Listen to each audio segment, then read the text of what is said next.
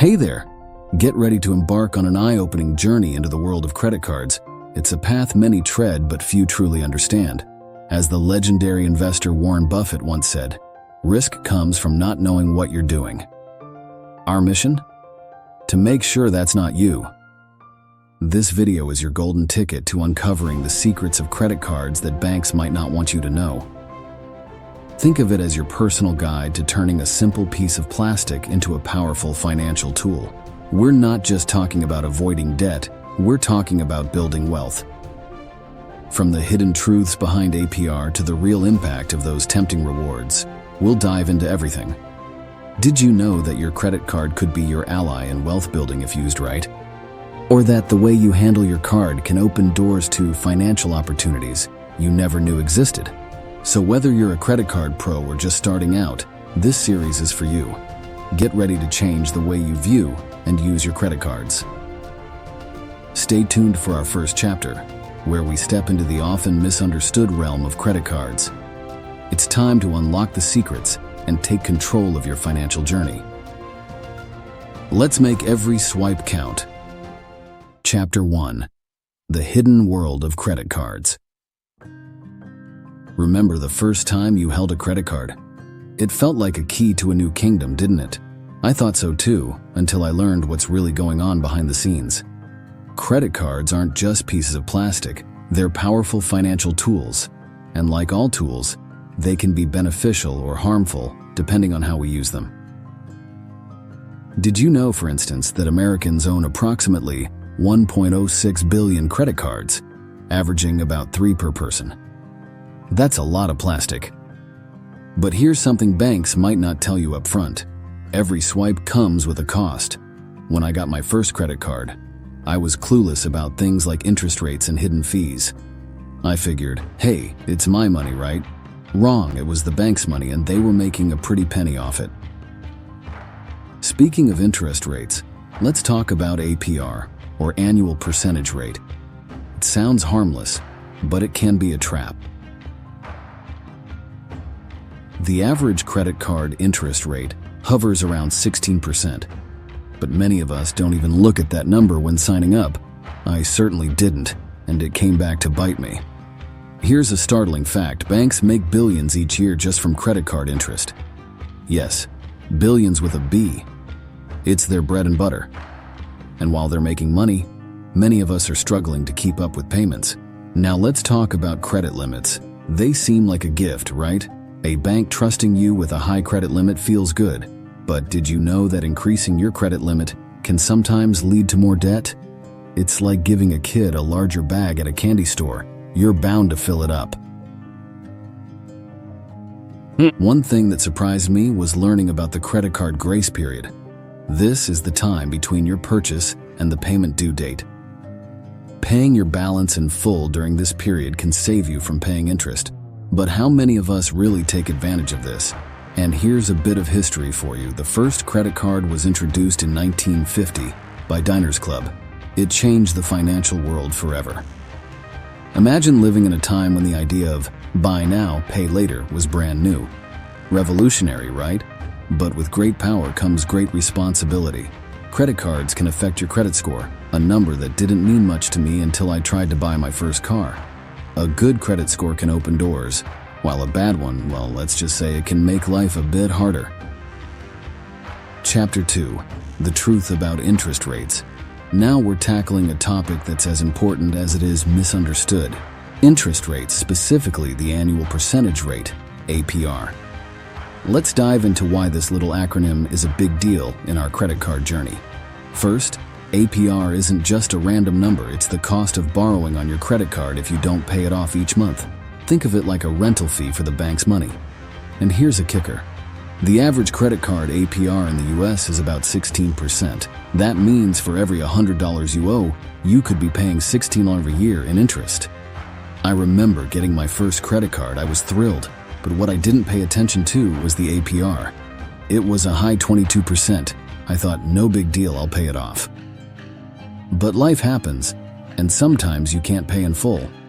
That's when the interest starts piling up. It's not just me, many people don't understand how APR works.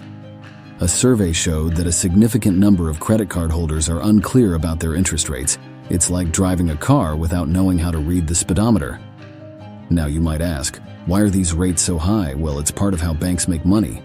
And they make a lot. Billions, in fact, just from the interest we pay. That's enough to make anyone's head spin. But wait, it gets more complicated. There are different types of APRs. There's one for purchases, one for cash advances, and sometimes one for balance transfers. Each one can have a different rate. It's like walking into a store where everything has a different price tag. Here's a strategy. Always check the APR before getting a credit card, and don't just look at the introductory rate. Some cards lure you in with low initial rates that skyrocket after a few months. It's like a honeymoon phase that ends in a financial headache. Did you know that missing a payment can increase your APR? It's called a penalty APR, and it can be a real budget buster. It happened to a friend of mine, and her rates went through the roof. Paying more than the minimum each month can save you a ton in interest. If you only make minimum payments, you could end up paying double or even triple the original amount over time.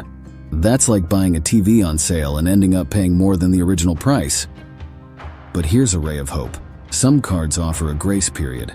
If you pay your balance in full each month during this period, you won't be charged any interest. It's like a game of tag where you can be it, but not get tagged for a while. One thing I wish I knew earlier is the power of negotiation. You can sometimes negotiate a lower APR with your credit card company. It's not a guaranteed win, but it's worth a shot. After all, the worst they can say is no. Lastly, remember that APR is just one piece of the credit card puzzle. There are other fees and features to consider. But understanding your interest rate is a huge step towards smart credit card use. Chapter 3: The Rewards Game. Credit card rewards are like the cherry on top of the credit card sundae. They come in different flavors: cashback, points, or travel miles. It sounds amazing, right? But there's always a catch. I learned the hard way that rewards aren't free money. In fact, a study showed that credit card rewards encourage people to spend more. It's like being on a diet and someone keeps offering you chocolate, hard to resist. The truth is, rewards are a marketing tool. Banks aren't just being generous. They want you to use their card more. Each swipe means more profit for them, even if you get a few points or cash back. Here's a shocker: some rewards cards have higher interest rates. It's the price you pay for those perks. So, if you carry a balance, those rewards might cost you more than they're worth. Also, not all rewards are created equal. Some points have complicated redemption rules or expiration dates. It's like winning a prize, but finding out it's only good on days that end in Y. Remember, rewards cards often come with annual fees. You could be paying $95 or more just to have the card. That's like a club charging you just to walk through the door. But don't get me wrong, rewards can be great if used wisely. Here's a strategy. Pick a card that matches your spending habits. If you travel a lot, get a card that offers travel miles. It's like choosing the right tool for the job. Paying your balance in full each month is key. This way you earn rewards without paying interest. It's like getting the benefits of the gym without the pain of sore muscles the next day. Did you know some cards offer a sign-up bonus? It's a big lump of points, or cash back just for signing up and meeting a spending requirement. But be careful, it's easy to overspend just to get that bonus. Balance is crucial in the rewards game. It's tempting to chase points, but not if it means buying things you don't need. It's like eating cake just because it's there, even when you're not hungry. Another tip: watch out for limited time offers and promotions. They can boost your rewards, but they can also lure you into spending more. It's a double-edged sword. Here's something interesting. A survey found that many people choose credit cards based on rewards alone. But not considering other factors like APR can be a costly mistake. Chapter 4: Minimum Payments, a Debt Trap. Minimum payments are like the small print in a contract, easy to overlook but crucial to understand. When I first got my credit card, I thought, great, I only need to pay this small amount each month. But there's much more to it. Minimum payments are usually set at a low percentage of your total balance, sometimes as low as 2%. This sounds manageable, right? But here's the catch. Paying only the minimum drags out your debt and increases the interest you pay. It's like having a leaky faucet. You might not notice much water loss at first, but over time it adds up.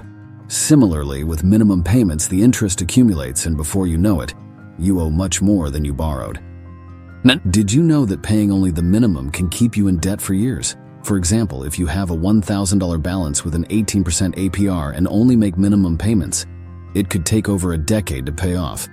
Banks love it when you make only minimum payments. Why? Because they earn more interest. It's a profit-making strategy for them, but a costly mistake for us.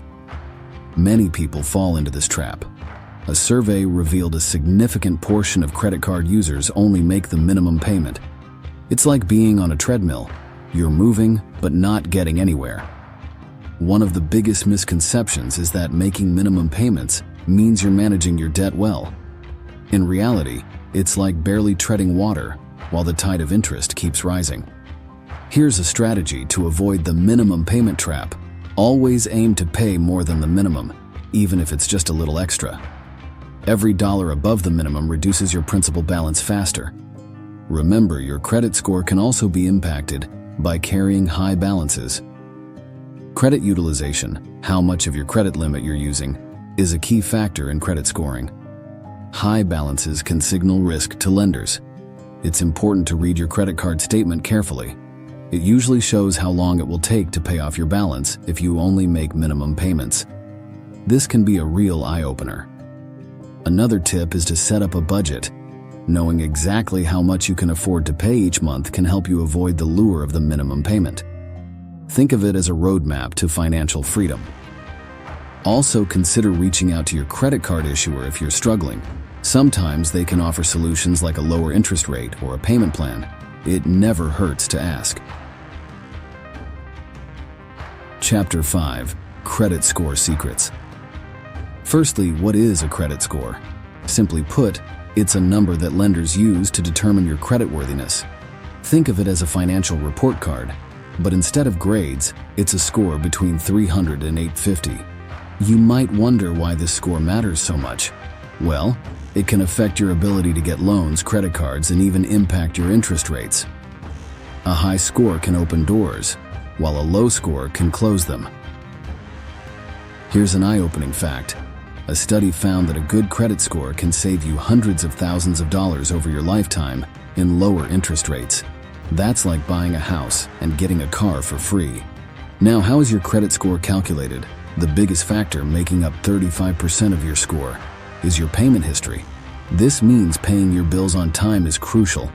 It's like showing up on time for work every day. It counts. Your credit utilization, or how much of your credit limit you're using, accounts for 30%. High utilization can hurt your score. It's like eating too much junk food. It's okay once in a while, but too much can be harmful. Length of credit history contributes 15% to your score. It's better to have a long history of good credit behavior. Think of it as a long-term relationship. It gets stronger over time. Types of credit used and new credit each make up 10% of your score. Diversity in your credit accounts is good, but opening too many new accounts at once can be a red flag. It's like juggling. More balls in the air mean more chances to drop one. One common misconception is that checking your credit score will hurt it. This is false. Checking your own score is a soft inquiry and doesn't affect it. It's like checking the mirror before you leave the house. It's a good habit. Did you know that late payments can stay on your credit report for up to 7 years? This highlights the importance of timely payments. It's like a stain on a shirt. It might fade over time, but it's best not to get it in the first place. Here's a strategy. Set up automatic payments for at least the minimum amount due. This way, you'll never miss a payment. It's like putting your bills on autopilot. Also, try to keep old credit accounts open even if you're not using them. This helps increase your credit history length. It's like keeping an old friend around. Their history with you matters. A tip for those struggling with high credit card debt: consider a debt consolidation loan. This can help you manage your debt more effectively and could improve your credit score. It's like organizing a messy room. Everything becomes easier to handle. Remember, improving your credit score doesn't happen overnight. It's a journey, not a sprint. Be patient and consistent in your credit habits.